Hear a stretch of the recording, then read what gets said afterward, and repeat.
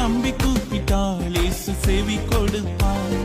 கடலாக இருந்தாலும் உடன் வருவார்.